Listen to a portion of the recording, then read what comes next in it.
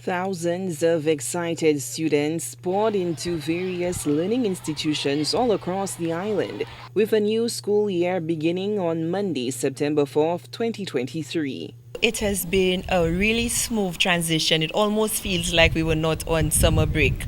The children have come in, you can hear that they're quite settled. This is still part of our lunch period.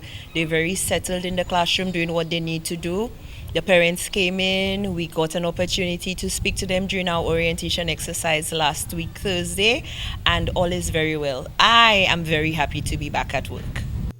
Amid the excitement of the day, President of the National Principals Association, Valerie St. Helen Henry, says confirmation of rising COVID-19 cases on island prompted a reminder to parents to keep sick children at home.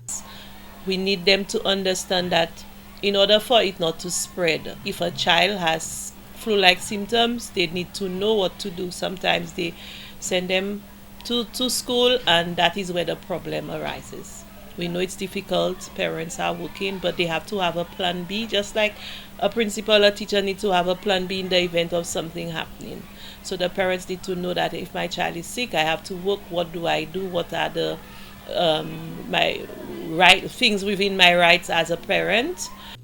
Another area of focus for the NPA president is that of school safety and security.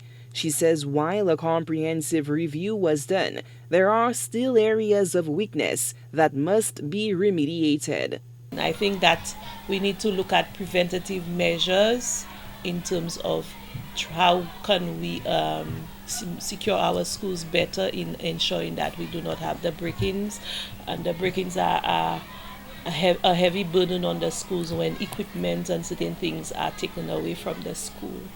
So I think this is the area that we need to look at, and in terms of the quality of watchmen or security we have at the schools, the human aspect. St. Helen Henry says the all too familiar last-minute construction work ahead of the reopening of school is a deduction in marks for the Ministry of Education. I just want to appeal to the Ministry of Education, and by extension the government of Saint Lucia, to review the processes as it relates to the release of funds when it comes to contractors getting access to funds to begin the work early enough.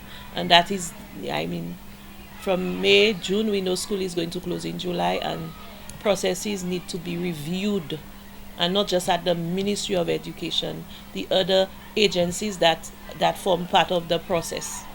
These things need to be reviewed to ensure that those maintenance needs are taken care of from early July.